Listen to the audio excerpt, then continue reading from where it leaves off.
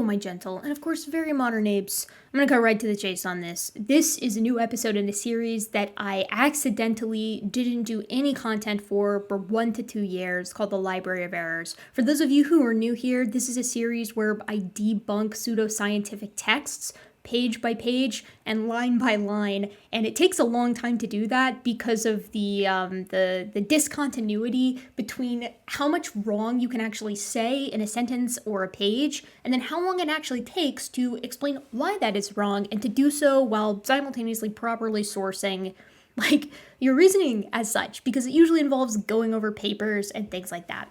So let's get back on track. I would like to do that because I have some other texts in the Library of Errors that I would like to get to, and I'm never one to not finish a task, so I want to finish Contested Bones. So we're back on the move. We're getting episodes done for this. It's going to be really fun. Some of you out there are like, well, Erica, gutsickgibbon, if it's so fun, why did it take you this long to get back to it? And the reason is because I had other stuff going on, quite frankly. I had other videos that I wanted to get to. I had real life stuff that was impeccably pressing. And so as a result, this series just kind of fell to the wayside, and I didn't intend that to be the case. I really enjoy doing this kind of thing. I love these kinds of debunks where I can really take my time and tease apart what's being said and go to the citations, go to the source, and, just kind of annihilate incorrect claims, which is one of my favorite things to do, as you guys know very well. One of the fun things about this series as well is it's unscripted compared to most of my other videos, so I don't have any kind of script going in. I just crack open the book and we go through it together. So as a result, it's much more conversational feeling, I think.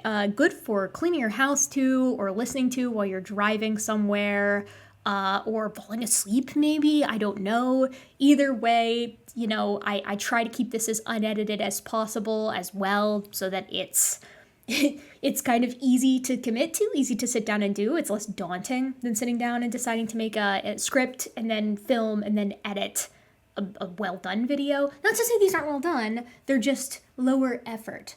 What that means, in part, is that I'm going to be saying the word a lot as a placeholder. I would like it if I was a good enough speaker to keep that from happening, but I'm not. So it will, and we're both just gonna have to make that work, I think.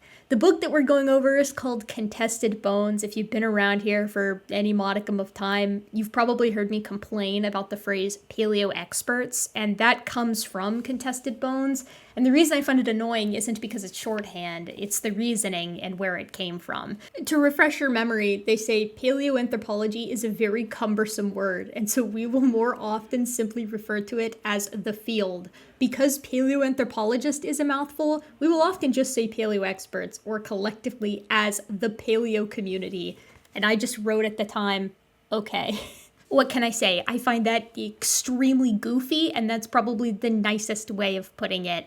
And my niceness levels have been decreasing, I think, as I've done this gig throughout the years, as this hobby has progressed, and I encounter more and more bad faith actors. But that being said, I'm still doing my best to be charitable. Please keep me in check if you think that I'm being unfair to someone. I want to know.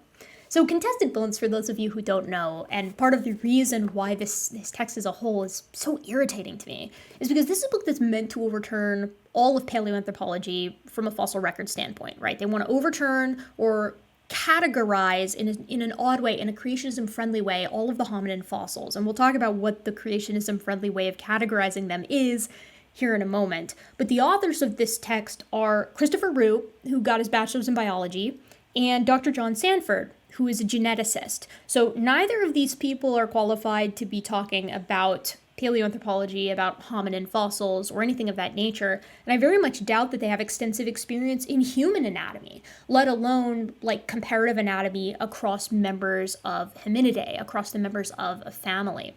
So I don't like that, and I think that my instincts on that one from the very beginning have really borne out in full, because we find in the pages of this text a great deal of errors, and a great deal of errors that, as I've noted in some of these previous videos, I have trouble with, for the reason that they talk about a lot of material in this book to the extent that it would be very hard to get the things wrong that they get wrong, accidentally. You know what I mean? I feel like it's impossible to write a text like this and not know or be aware of the mistakes in it, at least some of them. So that's part of the reason why I have an issue with contested bones, believe it or not, and that's because I think some of it is intentionally deceptive, right? By omission, most of the time, sometimes not. And that's going to be the case today as well with Homo habilis. Homo habilis is a hominin that is pretty important paleoanthropologically, and it's also pretty important with regard to the creationist case, or like the young earth creationist case specifically. So what I'm going to do is this. I'm going to tell you a little bit about Homo habilis, and I'm going to do so using a clip from a video that I think I did a pretty good job explaining Homo habilis' deal, morphologically speaking, why it's so important, and why it's problematic to creationism generally. And then we're going to keep that in mind as we dive into this chapter on Homo habilis by two young earth creationists who do not know what to do with it. And because they don't know what to do with it, they end up omitting a lot. Now, the reason Homo habilis, and sometimes by extension Homo rudolfensis, are proposed to be this missing link, as it were, between earlier Australopiths and other later members of genus Homo, I should say other later early members of genus Homo, is because of its morphology and temporal location as compared to these other two groups. The first member of Australopithecus is Australopithecus anamensis at roughly 4.2 million years ago, and the first member of genus Homo is found 2.8 million years ago at Ledigararu with a mandible that most paleoanthropologists I know propose as Homo habilis. But even if it's not, the first member of bona fide Homo habilis is 2.4 million years ago. The first member of Homo erectus, which is sometimes conflated with Homo ergaster and Homo georgicus, so we're talking about Homo erectus sensu lato, is 2 million years old. So these groups succeed one another temporally, and they also have successive morphologies that trend towards later genus Homo, things like Homo sapiens and Homo neanderthalensis. I'm going to give you a quick important description of Homo habilis, morphologically speaking, as compared to earlier Australopiths and something like Homo ergaster or Homo erectus sensu lato. Homo habilis is a mixture of derived and basal traits as compared to Australopithecus and later Homo erectus sensu lato. Like the Australopiths before it, it was fully committed to bipedality on the ground, but had a small brain case size that ranged from 509 cc's to 777 cc's. This is important because this range overlaps with both the largest Australopith brains and the smallest Homo erectus sensu lato brains. But that is not the only characteristic of Homo habilis that is fairly intermediate. Its face-to-brain case ratio is intermediate between Australopithecus or Paranthropus and later members of genus Homo, as are some minute aspects of its teeth. The tarsals and the pelvic complex are both intermediate mosaics, possessing characteristics of both Australopiths and later members of genus Homo, but some aspects ally it with only one or the other. Homo habilis has smaller jaws than the Australopiths before it, looking more like genus Homo. However, the teeth within the jaws look mostly like Australopithecus. The canines look primitive, but the clavicle looks modern. The hand looks modern, but the wrist looks primitive. Basically, Homo habilis is a grab bag morphology that places it as a clear transition from Australopithecus to what we will later see in genus Homo. This transition is so smooth that in one of the most famous papers on the topic, Australopithecus to Homo, the transition that wasn't, Kimball and Vilmore argued that really there isn't a single characteristic in Homo habilis or genus Homo in general that didn't have precursors in genus Australopithecus. And in fact, of those who argue that Homo habilis and Homo rudolfensis should not be in genus Homo and should instead either be their own genus or should be subsumed into Australopithecus, namely Wood and Collard in their seminal 1998 work, the characteristics that they use to oust Homo habilis and Homo rudolfensis are almost entirely behavioral. Homo habilis cannot be excluded from genus Homo on the basis of morphology, only on adaptive regime. This has been further complicated by the fact that even smaller-brained, more primitive-looking members of Homo erectus have been found also with the absence of certain characteristics that would land them in the genus Homo adaptive regime. Wouldn't you know it, the morphology and behavior seems to be a big smudge where you can't tell where Australopithecus ends and Homo begins. Wow, that sounds a lot like evolution to me. So, as I hope was summarized with the pictures that I included in that section as well, Homo habilis is represented by a lot of remains, and many of those remains are skulls or crania or mandibles, right? That's important. 2, Homo habilis' morphology is Australopith-like in some ways and Homo-like in other ways, just as we would predict from an evolutionary perspective for an early member of genus Homo. But critically, the Australopith and Homo aspects are combined in single elements, such as the cranium, or the teeth, or the mandible, or the long bones. And 3, the people who argue that Homo habilis should be placed outside of genus Homo, which Sanford and Roop are understandably going to side with, can't do so on the basis of morphology by itself. They must appeal to adaptive regime. And in the years since much of that has come out, since most of it was from the late 1990s, we found members of Homo erectus that are definitively Homo erectus morphologically speaking, that also don't appear to embody the adaptive regime that Wood and Collard used to characterize genus Homo and exclude Homo habilis and Homo rudolfensis, meaning some, but not all, of Homo erectus has to be booted if we're using their definition. So how then would these guys aim to deal with a hominin that is so perfectly transitional like Homo habilis and like some other hominins that we'll talk about here in a moment? And when I say transitional, of course, I'm meaning this colloquially. This is a hominin that does appear to be a pretty smooth mixture of Australopith characteristics and Homo characteristics, leaning towards the latter as opposed to the former. A transitional species, if I had ever heard one. And the answer to that question, how Roop and Sanford and young Earth creationists generally deal with transitional species that are too transitional, is they just propose that they're fake. Before we get into that, I need to let you know how young Earth creationists like Sanford and Roop actually perceive the hominin fossil record, how they cope with it, how they swallow that pill. And the answer is they look at this set of lineages and side branches, a slow morphologic change over geologic time from Miocene, like basal Miocene apes, all the way to anatomically modern Homo sapiens, and they say this isn't a smooth transition, even though it is. What it actually is 3 distinct groups. And those distinct groups are regular old apes, and no, they do not understand or care to dig into the fact that humans are apes. So this would be like saying on a transition from wolves to dogs, you have canines at the base, right? It's pretty nonsensical. But they look at it and they say you have your apes, and that's going to be, Sahelanthropus, Aurorantuganensis, the Australopiths, and Ardipithecus. They're just apes, nothing special about them. And as you've seen in previous episodes of this series, they also argued that these guys are not bipedal. There are exceptions there in the young Earth creationist community at large, but Sanford and Roop think that Australopiths were bipedal, and that it's like obviously the case. So, problematic. That's not something that would have happened if they'd had an anatomist on their team, but I digress. And then the second group is like clear humans, just humans, right? So this would be like Homo sapiens, Neanderthals, Denisovans, Homo floresiensis, weirdly, but not Homo naledi as far as Sanford and Roop go. And then some, but not all of Homo erectus. They don't say that, but functionally that's what it has to be. So to them, they just include Homo erectus. So you've got your ape, you're just apes in the hominins, and then you have your just humans in the hominins, and they're 2 distinct created kinds. And then in the middle, that they call bones of the middle type. And as I've noted up here, this is the point. They are 2 transitional. And their explanation for the bones of the middle type is that they are a mixture of animals that are of the ape group and animals that are of the human group, or sorry, just humans. It's a mixture of human and ape bones that creates these transitional species, and nothing more than that.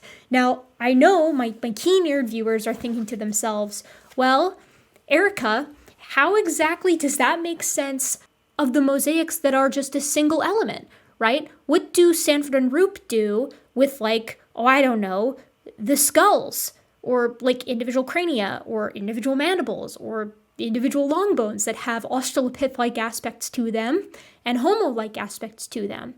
And the answer to your question is they don't do anything with that. They ignore that. So as usual, we'll read this together. In this section, they say, we will examine the bones that paleo experts regard as key transitional species, the latest and greatest missing links. These reputed transitional species are essential to the ape-to-man story. In order to validate the theory, they must fill the gap in the human lineage, as required in order to link the Australopiths to early humans. And this I wrote, I had something to say about this. It is widely recognized in the paleo community that there is a, quote, vast gulf, unquote, separating the Australopithecines, the ape type, and the genus Homo, the human type. And I just underlined this, and said, citation? Like, who's saying that? Because you quoted vast gulf here. So that's coming from somewhere. And I'm wondering where it's actually coming from, because there's no little footnote here to tell us. I would propose that is because there isn't anyone who is saying this, right? There's no one who's saying this currently, or in the past, now that I think about it, because Homo habilis arrives on the scene pretty early in the history of paleoanthropology. The bones of the ape type are quite obviously ape, and the bones of the human type are quite obviously human. We're going to be challenging that, by the way. The challenge for paleoanthropologists has always been to find what lies in between these two very different-looking groups. It is true that there are a few disputed bones that are held up as possible transitional forms that might help bridge this vast gulf between Australopith and man. However, these bones are so fragmentary and poorly defined that they have been described as the, quote, muddle in the middle, or, quote, murky period. I find this funny because the muddle in the middle, at least as far as I remember it, and I've only ever seen this be the case, that this little phrase here is tied to the Pleistocene, right? The mid-Pleistocene, the muddle in the middle. So it seems to me like they're kind of just misremembering, that Roop is actually misremembering what this is applied to, and I've never heard of the murky period being applied to the Homo habilis. It's possible that it has been, but if it has, it's not like a popular phrase.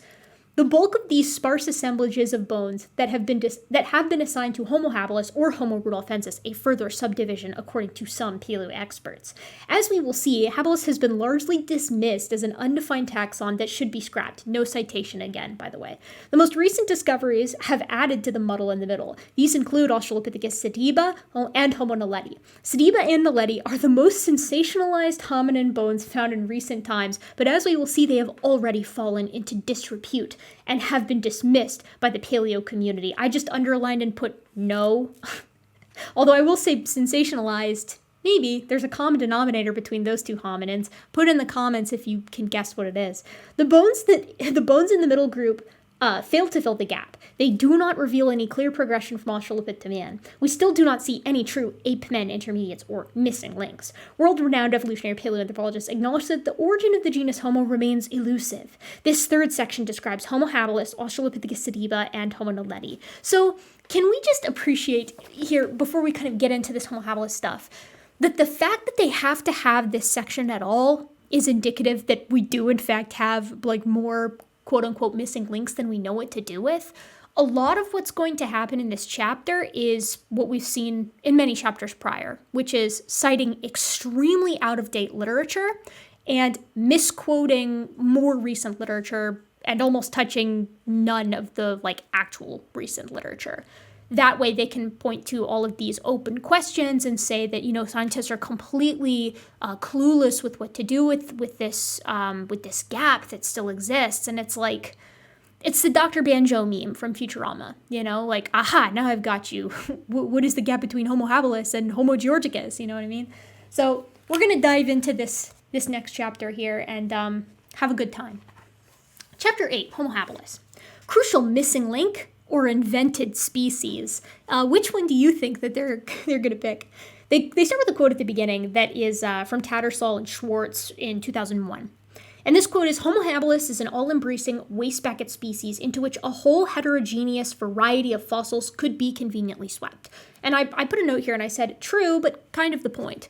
The reason that Homo habilis has been in the past described as this wastebasket taxon is because we have a lot of fossils that are like early Homo. We call them early Homo, but we're not sure which species of early Homo they actually belong to. For example, there's been a debate raging, not so much now, but for several decades, maybe 25 years ago about whether or not Homo rudolfensis was just male Homo habilis and the species was really dimorphic, or whether we were looking at two separate species. Now it's pretty well accepted that Homo habilis and Homo rudolfensis are separate species, mainly because Homo habilis, the smaller individual, has a bigger brow ridge, and that is universally across the apes a masculine trait, if you will. So yes, it is a wastebasket taxon, but not in the way that Roop and Sanford think here. It's a wastebasket taxon in that it is the taxon to which many members of early genus Homo are assigned because we don't know what to do with them yet. They are certainly early genus Homo, they are certainly more advanced than Australopithecus, but they're not quite up to the Homo erectus level. This statement caught a little bit of revision, I will say, in the paleoanthropological community, because this was from 2001, so this was quite a bit before we found and indeed fleshed out the details of other specimens of Homo erectus and Suleto, or Homo georgicus as I like to call it, that even more makes the early portion of genus Homo difficult to describe, because it seems like there's a lot of ways to be an early member of genus Homo. Not all of these guys were clearly encephalizing, for instance, yet they were still using tools and they were kind of postcranially looking more modern, but not in every aspect. They're transitional species, that's what I'm trying to say. So they're difficult to pin down. So we have a picture of Olduvai Gorge. I've been there, by the way. I did a cute picture there once where I'm doing the March of Progress with some of my friends. I went in 2015. As a part of a school trip. In the early 1960s, Lewis and Mary Leakey found bones in the Olduvai Gorge of Tanzania, which they claimed were the remains of the earliest humans. They named these bones Homo habilis. These bones were thought to bridge the gap between Australopiths and man. A little bit of an oversimplification, but we'll give it to them for now. Most of the bones looked very ape-like, being similar to the Australopithecines. However, some looked distinctly human-like, and in addition, there were many stone tools present. This seemed to show that these ape-like creatures were on their way to becoming human, and were already making and using stone tools. So first of all, I want to make a note here. When they say that some of the bones looked ape-like, or rather specifically, most of the bones looked very ape-like, they don't tell us which ones that they think looked ape-like. And that is for a very particular reason. I think that reason being they would have to actually discuss what all was found, specifically element by element. And they can't do that because, as I've touched on already, and as I'm going to continue to hammer home, we have entire crania. You can't exactly spin that, can you? You can't say that a cranium is a mixture of human and ape bones because it's a single element that preserves, as a whole. You can't get a mixture. It's not like a jigsaw puzzle, right? Where, scientists found this group of bones over a 50-mile radius, and some of them look more ape-like and some of them look more human-like, and so they put them together and they got an Australopith, right? Aspects of the bones are themselves mosaics, so you might have portions of the proximal or closer to the trunk of the body end of the femur, portions of just the proximal end that are more basal, they look more like Australopiths, and portions of that same section of the femur that look more like genus Homo. How do you spin that? Did an Australopith run at an anatomically modern Homo sapiens and they slammed together and then their femora quantum tunneled into one another to give the appearance that it belonged to a single animal that bridged the gap between these two genera? Well, obviously, that sounds really stupid. So they can't talk about each element in and of themselves. It's not gonna fly. They continue, nevertheless. They say, from their discovery until 2008, more than 4 decades, these bones and bone fragments were the only candidate bones that might bridge the gap between the ape-like Australopiths and man. This was the reason the Leakeys' discovery was considered so important. It made the Leakeys world-famous celebrities. The implication there being that that's why they did it, because they wanted to be famous. They clearly have never talked to a paleoanthropologist and seen how much they are paid. Habilis was prominently displayed in textbooks, museums, and popular media broadcasts. Without Habilis, the ape-to-man story did not hold together. That is also just blatantly false, and I've talked about the reason why many times on this channel, but it serves mentioning again. In Kimball and Villmore's 2016 famous paper, Australopithecus to Homo, the transition that wasn't, they point out that everything that makes early genus Homo kind of special, right? Everything that makes it the first member of genus Homo is an elaboration on a trend, a morphologic trend that was already seen in Australopithecus. And when we found the Lomekwi tools, it was a behavioral through line as well. Australopithecus was capable of using tools. It was already getting a bigger brain compared to the Miocene apes that came before. It was already a committed biped. So what makes Homo Homo as opposed to Australopithecus is always going to be an arbitrary decision. That's the nature of evolution. That's providing quite a bit of support for it, actually. However, the habilis taxon was in trouble from the start, and for the last decade it has largely been dismissed as a poorly defined or invalid taxon by most of the paleoanthropology community. I think they made paleoanthropological community, but whatever. So why is habilis still featured in all the textbooks and museums? It seems that for the same reason, or for the simple reason that habilis is crucial to the ape-to-man story. Therefore, all those who are committed to promoting that story must hold on to habilis until they have something better that can take its place.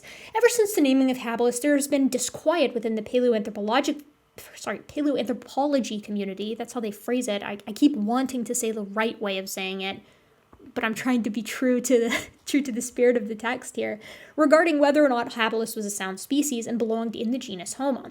The strikingly ape-like qualities of habilis led many to conclude that habilis bones are of the ape type, not of the human type, justifying a reclassification as an australopith that looked even more apish than Artie or Lucy. I put according to who? The only aspect of Homo habilis that is regularly touted as something that is more basal in Homo habilis as compared to Australopithecus afarensis is its limb proportions, which it does have longer arms compared to its legs than Australopithecus afarensis.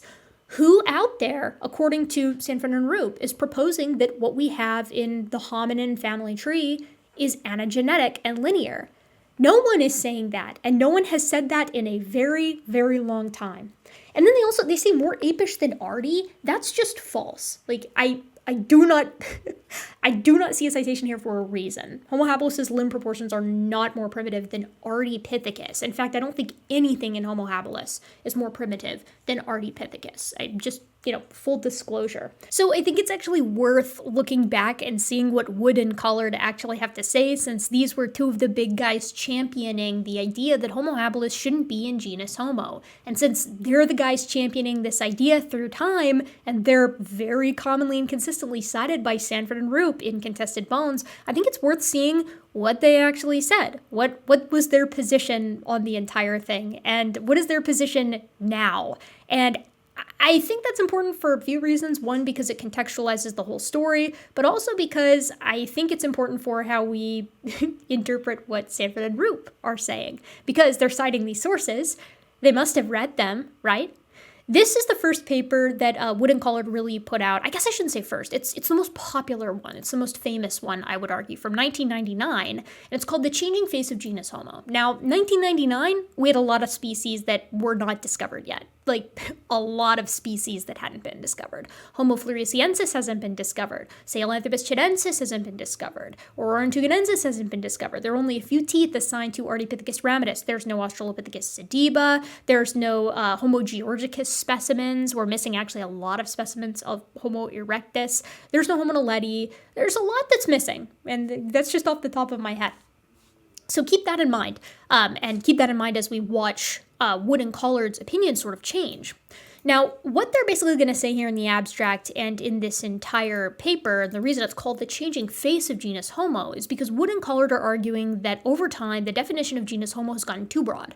And if we include Homo habilis and Homo rudolfensis, then we're basically going to need to include Australopithecus, right? That's sort of the implication here.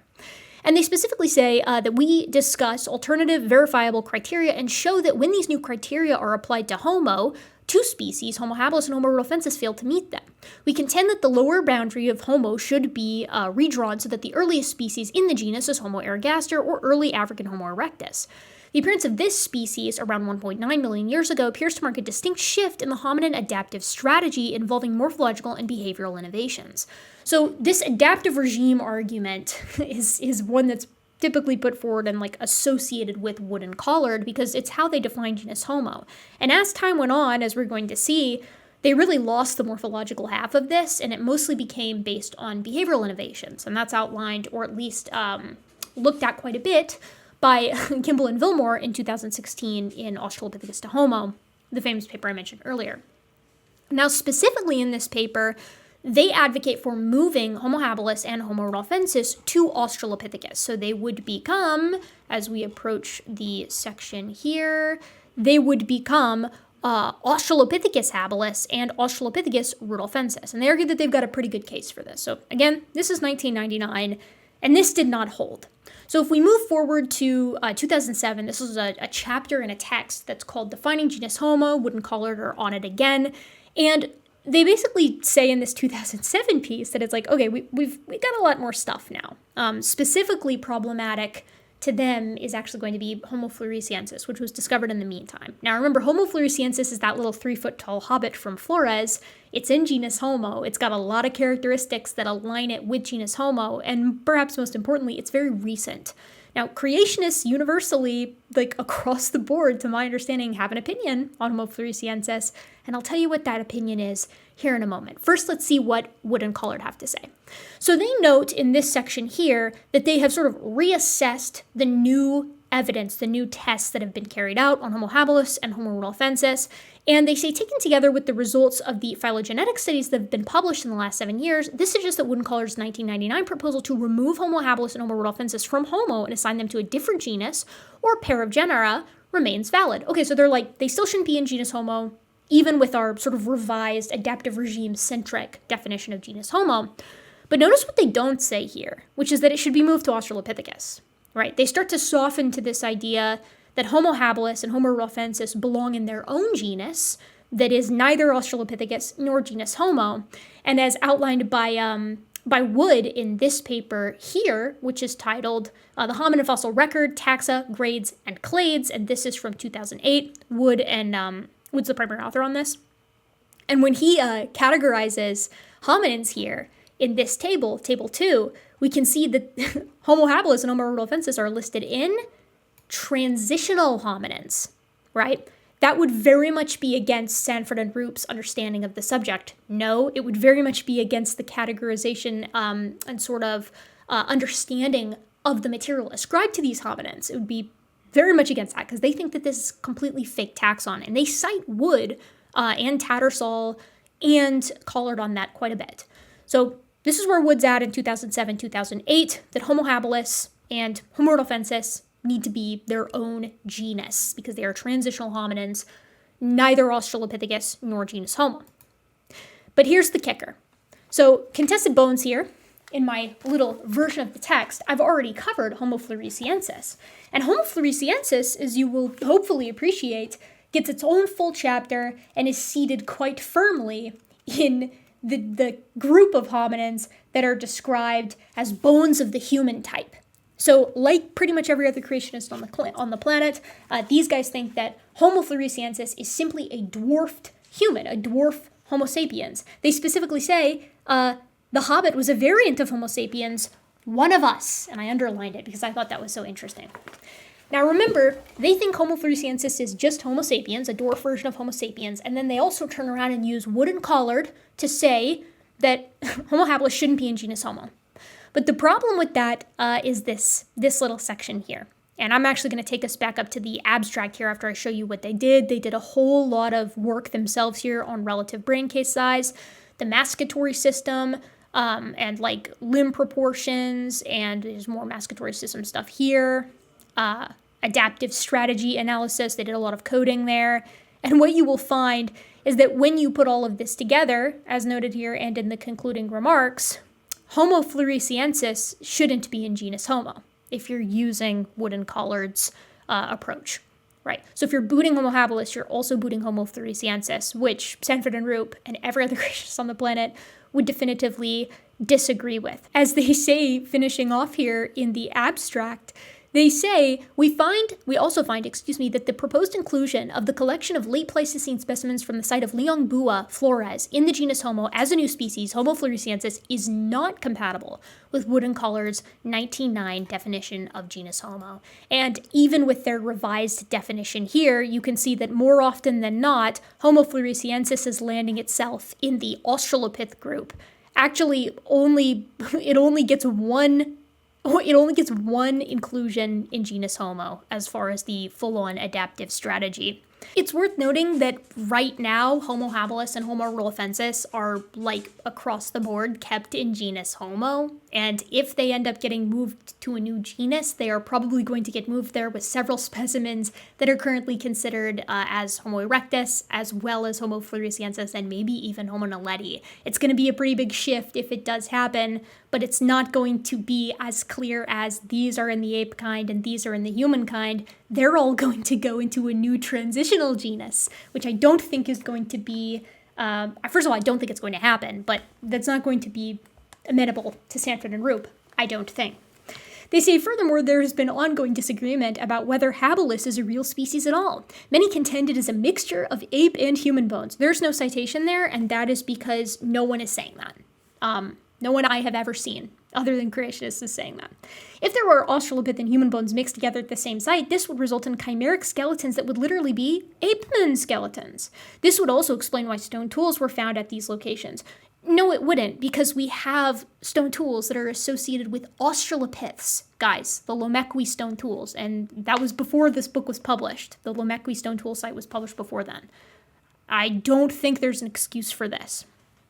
They go on to say, so although habilis is still in all the textbooks within the paleoanthropology community, at that time, habilis has consistently been questioned ever since its announcement in 1964. Yet paleo expert Richard Leakey, son of the discoverers of habilis, notes habilis has always been controversial in anthropology. So I hope, since we've already gone over like a super quick and dirty version of the history of this, I hope you appreciate what's controversial and why it's controversial. The reason why it's controversial is because there's not an easy way to define genus Homo strictly. The more early members of the genus we discover, and the more late members, of genus Australopithecus we discover.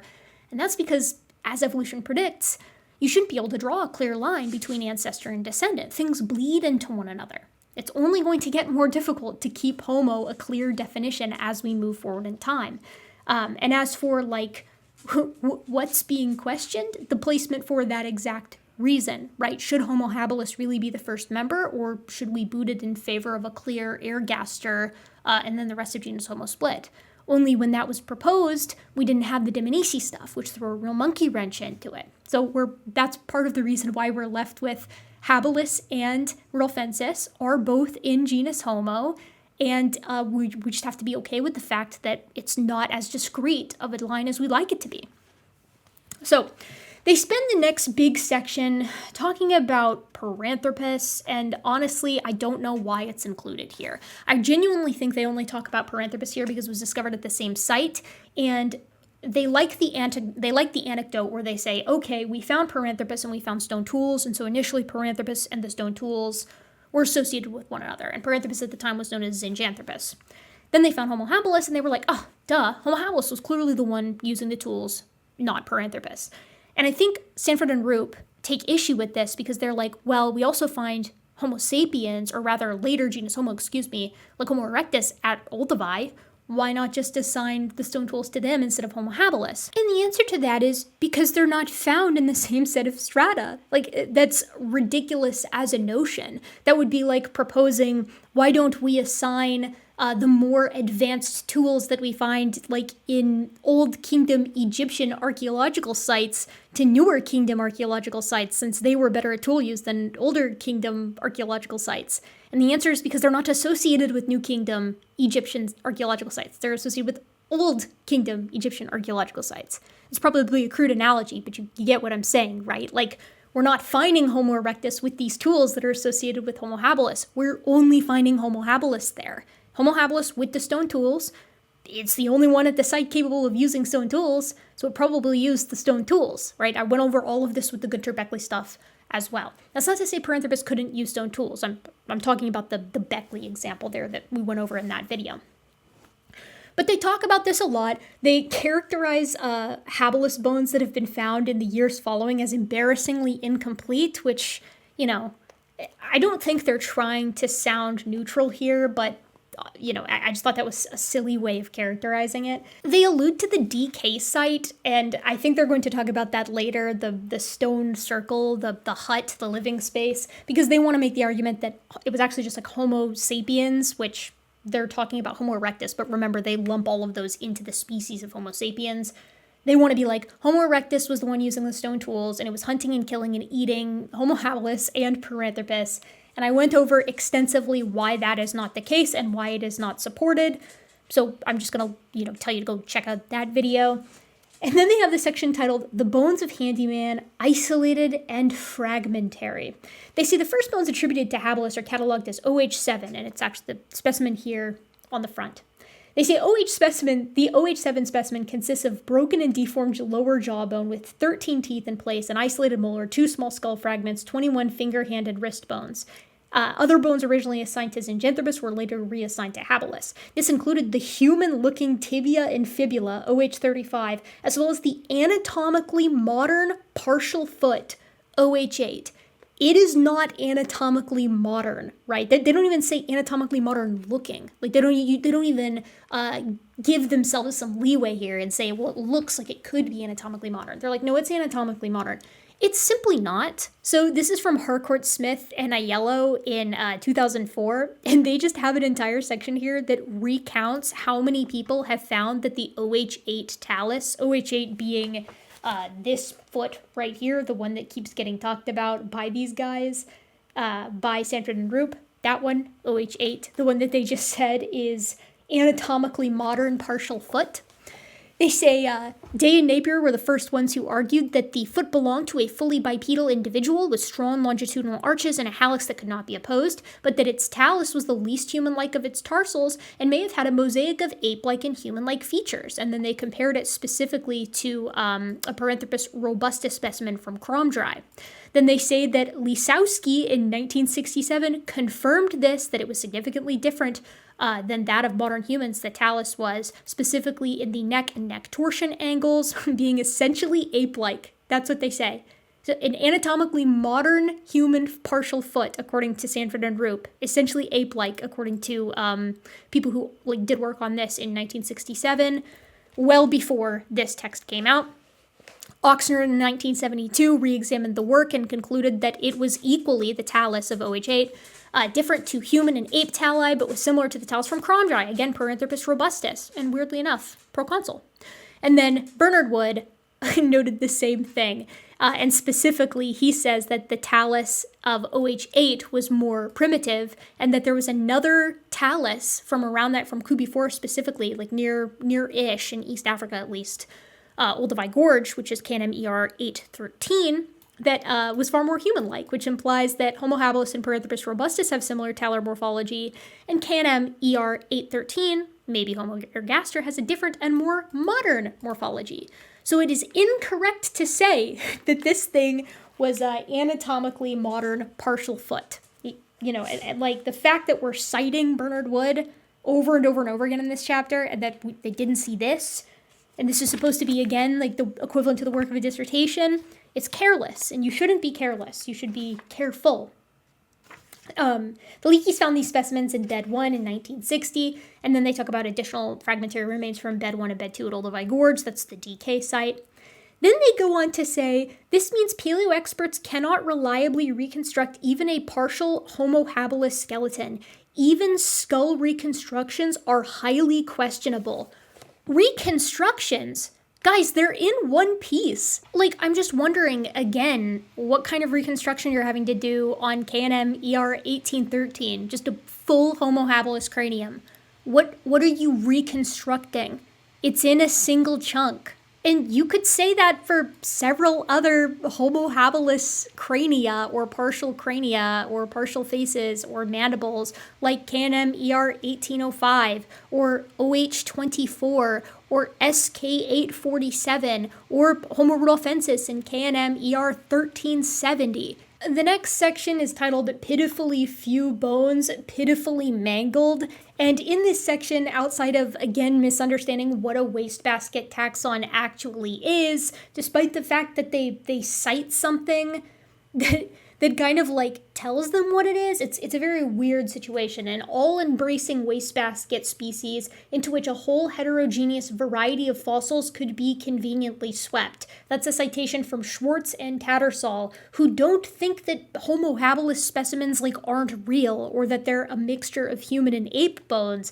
They just, as I mentioned previously, think that the early genus Homo sort of range of time is like typically just collectively referred to as like, well, it's Homo habilis, or it's like maybe Homo rudolfensis. And so a lot of stuff gets put in there that hasn't been systemically analyzed enough to figure out whether or not it's just Homo habilis and truly all of that variation can fit just within Homo habilis, or whether it's broader than that. And that's important because later on, we fit a whole lot of variation into Homo erectus and call it all Homo erectus. So that's one of the points that Tattersall and Schwartz are making here. Again, they're not saying that the specimens themselves are fake or belong in a wastebasket. They're just pointing out that early genus Homo has not been fully untangled.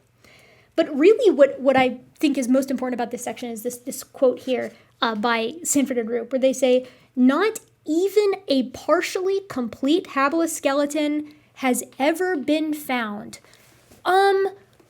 That's really weird because a lot of the citations that you guys have in here from Bernard Wood talk about the partial skeletons that have been assigned to Homo habilis. And I'm going to show you a cite from Reitmeyer here. This is specifically from a companion to paleoanthropology, which is a text that I really like. And here's table 25.1, because this is a single chapter in a pretty large book written by a whole bunch of different people.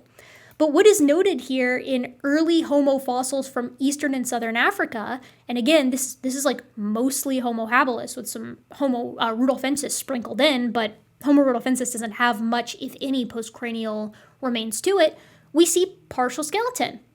Partial skeleton. A whole lot of mandibles and a whole lot of crania and partial crania. So to say that we have, like, again, a quote from Sanford and Roop here, "Not even a partially complete habilis skeleton has ever been found." Well, guys, what do you think the word partial skeleton means, right? Like, and that Reitmeyer citation is recent, but the citations for those finds are all listed, and they're all pre the publication of this book. In fact, most of them are like pre-20th, 21st century. So anyways, so they complain about that for a while. They again quote Schwartz and Tattersall and misunderstand what a wastebasket taxon actually is. And then they say world authority on habilis rejects species as human ancestor. And this is all just a Bernard Wood section. Like, this is just a section on Bernard Wood. We've already covered Bernard and Collard's, like Wood and Collard, so Bernard Wood. And I don't know what Collard's first name is. Wood and Collard, whatever. We covered those papers and we have remarked on how those opinions have changed. But I want to point out to you which Bernard Wood citations that are being used here, right? We have the same citation 50 years after Homo habilis over and over and over again. And I've looked at it. It's the shortest of Bernard's more recent pieces that doesn't specifically go in depth as to where he thinks Homo habilis should belong. Then we have a 1992 citation from Bernard, the same 50 years after Homo habilis citation, and that's it from Bernard Wood on this section. So one source, and none of them are what we just went over, despite the fact that there are many, and that's it. And then one from the 90s. So that's kind of weird to me. They do a lot of citations here. Again, I don't think it's particularly important, given we just did a better job than they've done here, recounting what Bernard Wood and his colleagues think. Then they have this section here, and habilis shrouded in controversy and confusion for 50 years. Habilis is perhaps the most fiercely contested hominin finding in the history of paleoanthropology. Homo naledi. Come on, I even wrote naledi up here, and this came out after the discovery of Homo naledi. No excuse for that, guys, especially not now. And then they have a section down here that really kind of hits it home. So after citing people for quite some time, saying, yeah, we need to do more sort of quantitative work on early genus Homo to figure out how to parse these guys and take a wastebasket taxon and really figure out who belongs in Homo habilis, who belongs in Homo rudolfensis, and who maybe belongs elsewhere, maybe really early Homo erectus, for example. And what really constitutes genus Homo? Should it be an adaptive regime, behavioral, as Wood and Collard have sort of lightly proposed, or should we go with Kimball and Vilmore from 2016, who say there is no way that we can actually parse out Australopithecus, late Australopithecus from early genus Homo. And then there's no way to parse out early genus Homo from middle genus Homo. It's just this continuous gradient. And again, we have gone over that paper many times, but I'm actually saving it in this video till the end to kind of cap us off, mostly due to when this was published and also when that paper came out. But no one is saying that habilis is comprised of Australopithecus bones, right? Even if you were to take the 1999 position of Wood and Collard, which is no longer held by them now, they're saying it should be moved into Australopithecus. That would then make those bones Australopithecus. They're not saying that the bones that we currently have are some normal breed of Australopithecus. It would be its own, like, very derived version of Australopithecus. But that's not really what they're getting at here. They say to properly identify habilis, more complete skeletons were required. Without this, paleo experts could not even guess what habilis looked like. A few specimens were eventually recovered, OH62 and KNM ER 3735. That is so weird to me because these skeletons were out when some of these citations are being utilized. This isn't a proper timeline here. Where the bones of the face and cranium were found in clear association with other parts of the body. Unfortunately, these partial skeletons, okay, can we just square this? They say that we have specimens that were recovered where bones of the face and cranium were found in clear association with other parts of the body. And then immediately on the prior page, we were saying not even a partially complete habilis skeleton has ever been found. And then they have to put partial skeleton in quotation marks because they know that's ridiculous. We're described as scrappy and disappointingly incomplete. Every skeleton that isn't 100% complete is disappointingly incomplete. Nevertheless, because of the scarcity of postcranial skeletons, the remains still had some value. Donald Johanson and Tim White found these bones in 1986, and they reported their discovery of the hominid fossil OH62 in the journal Nature. They talk about what it consisted of, and then they point to the fact that it has these limb proportions that are strikingly like those of an ape, quote unquote. And they don't know what they mean when they say that. And then they cite down here that it's been described as even more ape-like than Lucy. And they say Christopher Ruff reports this observation in the American Journal of Physical Anthropology. He notes that the humerofemoral index or length index of OH62 is more like that of modern chimps and more primitive than that of Lucy. He concludes that habilis must have been an arboreal species and not a habitual biped. Wood also discusses the significance of these findings. And then they have a Bernard Wood citation from 1998, which is really weird to me because Wood has since this 1998 paper specifically talked about the limb proportions of this specific skeleton, and do you know what he has to say? From that same 2007 paper from before, we have an entire section specifically on limb proportions, and this is just the concluding paragraph of it. But they talk about the work that's been done since then, and where they conclude here is at the bottom, thus there is no longer any support for the claim that the limb proportions of OH62 are more primitive than those of the Australopiths. The most that can be said is that they are Australopith-like. This is from 2007. You guys remember that this thing, the publication of Contested Bones, just to double check, 2017. This was 10 years ago, and they're still upholding this, despite the fact that they cite Wood dozens of times in this thing. There's no excuse for that. There's just no excuse for that. And while I'm at it, I just thought I'd go ahead and pull this up too. Since they said of Chris Roof, citing this paper that you can see on your screen, Chris Roof, then concludes that habilis must have been an arboreal species and not a habitual biped. So I just thought we would take a look at this at this paper here. I think it's a wee bit important, because there's a line here at the end that, when looking specifically at OH62, when considered with other postcranial evidence, the most likely interpretation is that Homo habilis, although bipedal when terrestrial, still engaged in frequent arboreal behavior, while Homo erectus was a completely committed terrestrial biped. This adds to the evidence that Homo habilis, sensu stricto, and Homo erectus represent ecologically distinct parallel lineages during the early Pleistocene. Which part of this is telling us that Homo habilis is not a facultative biped or even a habitual biped, but an arboreal species? Which part? And this is just the abstract. Like, you can't read the abstract and come to that conclusion. So I want you to remember that this book was published in 2017. I'm just, friendly reminder as to where we're at. And I want to read this line to you in light of what we have read so far, just concerning related citations and direct citations, not even the folks that vehemently disagree with the idea that Homo habilis shouldn't be in genus Homo. Like, just consider what we've read so far. They say, many experts in the field who have carefully considered OH62 as a specimen, the partial skeleton, have reassigned Homo habilis to the extinct ape genus Australopithecus. No citation. Who has done that? Who has done that? They say this view is being embraced by a growing number of paleoanthropologists. Going from zero to what, though, right? Lee Berger is one of them, and notes that the postcranial remains of Homo habilis appear to reflect an Australopith-like body plan. You can have an Australopith-like body plan and not be in genus Australopithecus, and that is what is being held by everyone I can think of, like right now. Who right now is proposing that Homo habilis should be Australopithecus habilis? Right? The people who proposed that in the first place, wood and collared, don't even think that right now. They think it needs to belong in a transitional genus, right? A new genus. At least that's what I got from the papers. If I'm misconstruing them, if you think I'm misconstruing them, do let me know.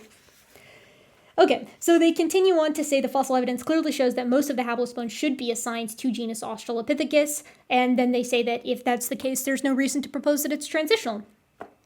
And then they go on to the last section here. Is habilis a mixture of ape and human bones? Numerous lines of evidence suggest that habilis is an invalid species, the product of active imaginations and fossil beds with both ape and human bones. And that is not the only time they say this. Like, one sentence later, they say, numerous paleo experts have argued that the loose collection of bones attributed to habilis contain a mixture of bones from both Homo and Australopithecus. And then they cite Tattersall and Schwartz, they cite Richard Leakey, they cite Bernard Wood, and they cite Cartmel and Smith. All four of these people don't think that Homo habilis, is a non-valid species. All four of these guys, I should say, accept that Homo habilis is a species that exists, that there are specimens assigned to a group of organisms that can collectively be called Homo habilis. What goes on in these 2 pages is quotes that are separately referring to different incorrect things. So let me get into that a little bit more. First, they cite Tattersall and Schwartz, saying the mystery of Homo habilis thus persists. The ancestry of the later hominids is presumably represented somewhere within the large and miscellaneous aggregation of fossils that have one time or another been called Homo habilis. So in that, they're saying somewhere within the Homo habilis hypodyme, or not hypodyme, the full suite of Homo habilis specimens, there's probably a common ancestor to these more modern forms, somewhere in there. But for the time being, there is no agreement on exactly how many hominid species are included in this assemblage. So as I said earlier, they're saying early Homo, maybe it shouldn't all be Homo habilis, but they're not saying that it should be Australopithecus, and they're not saying that Homo habilis, the specimens, are a mixture of Australopithecus and Homo. The next one from Richard Leakey says of the several dozen specimens that have been said at one time or another to belong to this species, at least half probably don't, but there is no consensus as to which 50% should be excluded. No one anthropologist's 50% is quite the same as another's.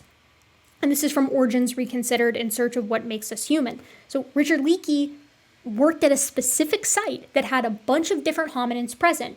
Paranthropus, Homo habilis, Australopithecus really early on, Homo erectus, Homo rudolfensis, and then Kenyanthropus platyops, which they call Kenyanthropus rudolfensis here.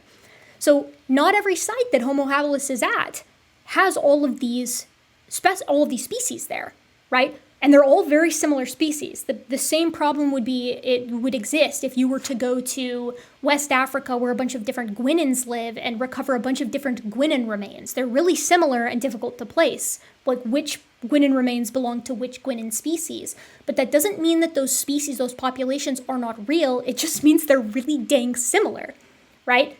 And again, I'd like to emphasize, there's Homo habilis at locations that don't have all of these, that is quite easy to recognize. So this is a mischaracterization as well. Richard Leakey isn't saying that Homo habilis, the species, doesn't exist. He's saying that at sites that have a lot of different species, it's hard to tell who belongs to who.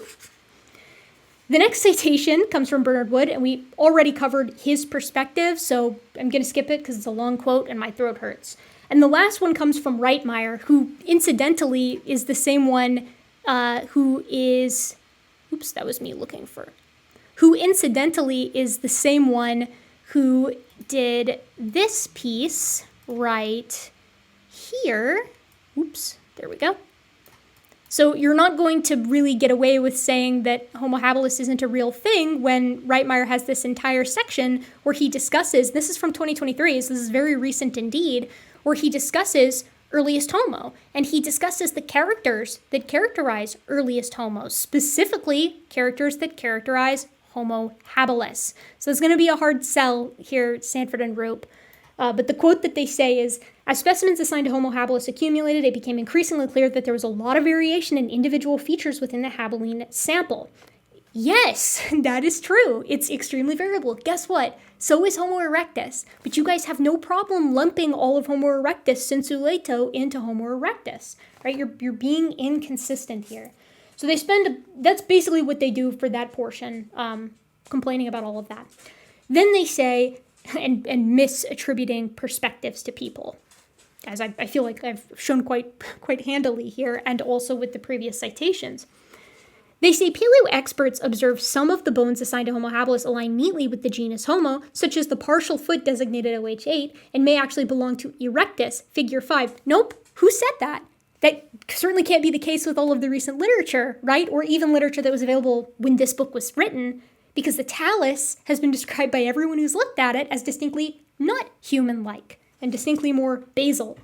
Yet other bones better align with Australopithecus, such as 0862. This supports the contention offered by Brace and others that habilis is an empty taxon and should be sunk into existing species designations. No, it doesn't. It absolutely doesn't, for reasons that I just discussed. They say, the invention of a new species by combining bones from different species has occurred several times in the field of paleoanthropology. In addition to habilis, this includes the infamous Piltdown Man fraud. So Piltdown Man, that's the other example. And then they talk about the Papio vertebra that was found with Lucy's remains, which we've already discussed on this channel. Even the discoverers at the time, Johansson and colleagues, were like, I don't know if this should belong here because it's got a different color to it. It's got a different consistency to it. And they talk about how Homo habilis is basically just this big, fake hominin. And they say, like habilis, I'm talking about Lucy prior, they say, like habilis, the bones now attributed to Afarensis display extensive morphologic variation. No, they don't. They really don't. Since the naming of the species, paleo experts have argued the degree of variation is too extensive to be explained by sexual dimorphism, and that Afarensis consists of bones from multiple species. It depends on who you're talking to. If you're talking about like Afarensis sensu stricto or sensu lato there. And then they're going to talk about Sediba in the next. So keep in mind what all we've actually talked about in this chapter so far, remains-wise. They have hand-waved two partial skeletons, not calling them partial skeletons, and then citing people who say that the limb proportions are what make those partial skeletons clear Australopiths instead of members of genus Homo, a position that Bernard Wood, the guy they cite dozens of times in this text, doesn't even hold anymore, and in fact cites several people to show that no, this is not a viable position. So their coverage of those skeletons is incorrect. Their coverage of OH8, the foot, is incorrect and bolstered entirely by misrepresenting the positions of several different paleoanthropologists. And it is those two things, those two specific specimens that they use to say habilis is not a real species. This is just how they start off this last section here. The extensive coexistence of Erectus and habilis. They say habilis is not a real species.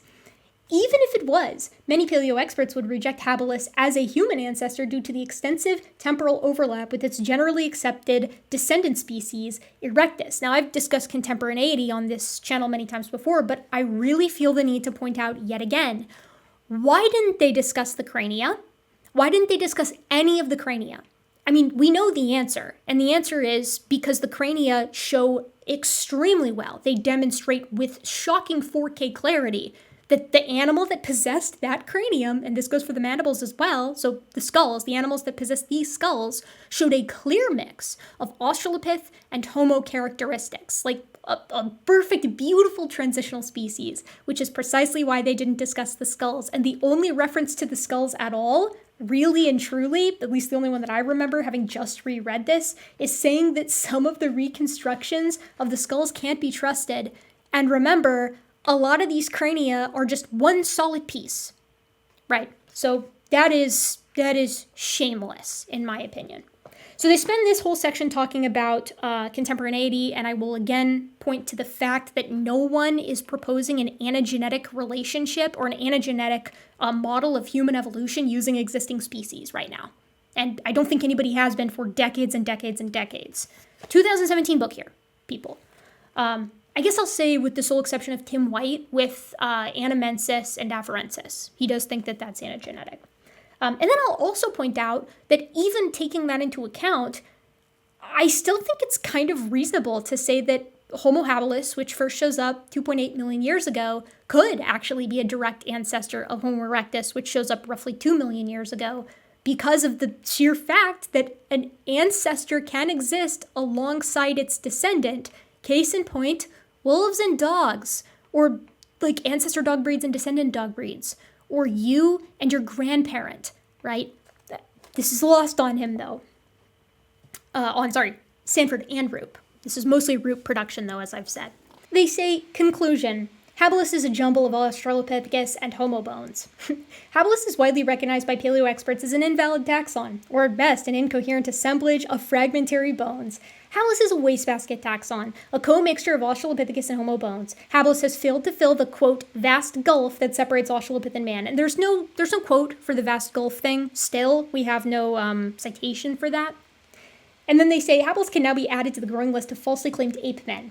John Reeder is a distinguished human evolution researcher in the Department of Anthropology at the University College, London. In his book, Missing Links, Reeder effectively summarizes the current status of habilis.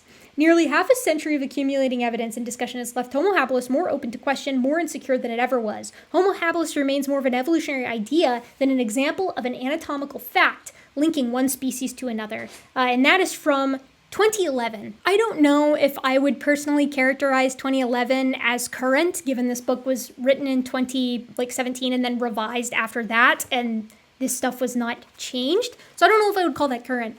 But I really think it's important to touch on here that what Sanford and Roop have done here, really what Roop has done here in this section, is just completely swing and a miss as far as Homo habilis goes.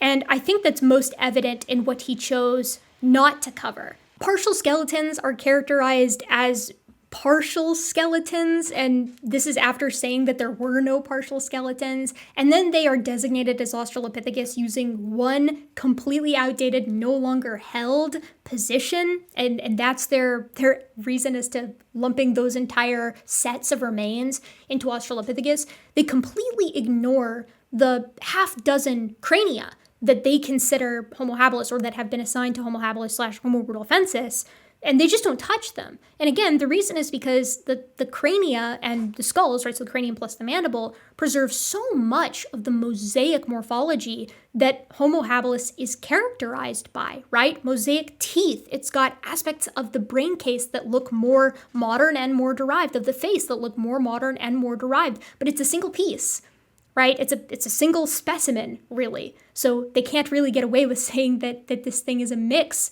of Australopithecus and Homo. And so what do? They don't cover it. They just ignore it. And I see this over and over and over again. Creationists, young Earth creationists usually, who just choose not to cover Homo habilis crania.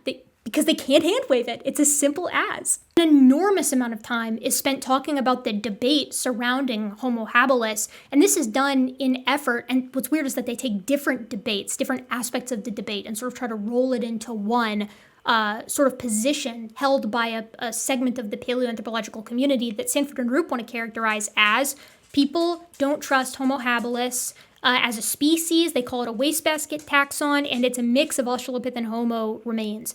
And that is not an accurate characterization, as we just saw, of any of the positions that are held, because wastebasket is misdefined.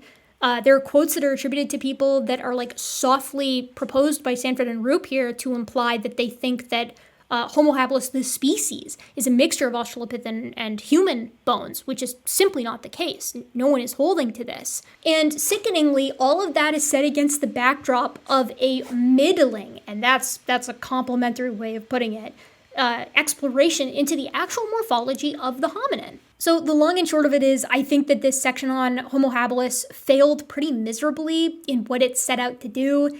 It wasn't compelling, and mostly it wasn't compelling just because it left a ton of information out, and also misrepresented the information that it kept in. And overall, too, I feel the need to touch on this. There's this sort of air in this chapter. There's this sort of vibe that Roop is exuding here. An imposition of malice, or maybe light malice. Malicious intent is probably a better way of putting it. On behalf of these paleoanthropologists. Almost this vibe, the way he weaves this narrative. The way Roop weaves the narrative, I should be clear, in the chapter where he's the paleoanthropologists had this idea. They set out to find this ape man, and then they took everything that they did find, and they tried to make it work, and over again, every attempt to make the transitional species appear failed, and this specimen's actually an Australopith, and this specimen's actually a human, and those are the only two specimens they really talked about, them, OH62 and OH8, but I digress. They're pointing at all of these things and saying, all of these failures, the paleoanthropologists can't make it work no matter how hard they try. Time and time again, force-fitting the data is resulting in failure. And Roop is kind of saying, boy, how unfortunate for them. That really sucks. Trying your best like that to take a data set and force it to say something that it doesn't. You almost get the vibe that Roop is lamenting with them. And I just find that really, really ironic. Anyways, my gentle and of course very modern apes, needless to say, I don't think that this overturned Homo habilis. I don't even think it came close. I think it was an even worse effort than some of the previous efforts we've seen, because at least with Ardipithecus, the specimens were discussed, even if they were discussed incorrectly. This one was just almost kind of empty in comparison. It was scrawny, a scrawny little chapter. So next time we're going to be discussing Australopithecus sediba, and I'm excited for this one because this one we're going to sit down and we're going to actually take a look at how they categorize each of the remains, because unlike Homo habilis, where they weren't brave enough to actually say, okay, this cranium belongs to Australopithecus and this cranium belongs to Homo, because obviously they can't do that. That would involve discussing the crania. Cannot do that. That's a huge no-no. This time, though, they're actually going to look at the individual specimens, MH1 and MH2, and they're going to say, this portion belongs to this, and this portion belongs to that. And it's really, really fun because there's some punchlines hidden there that I don't know if Sanford and Roop know about. And I'm sort of excited to explore it with you. So my gentle, of course, very modern apes, I hope you enjoyed this. That next episode is going to be soon. I'm hoping to get to it soon this time. Not within 1 to 2 years, but within the next week or so. So if you enjoy this, please consider supporting the channel in the free way, right? That's liking, commenting, and subscribing. It helps suggest videos like this to other people who, might enjoy it. I don't know. And if you want to support me in a more financial way, you can join my Patreon. Patrons get early access to videos sometimes, and they get their names at the end of every video, which is kind of fun. And so, my gentle, of course, for your modern apes, from the bottom of my heart, I want to thank you for being a curious primate, and I'll see you next time.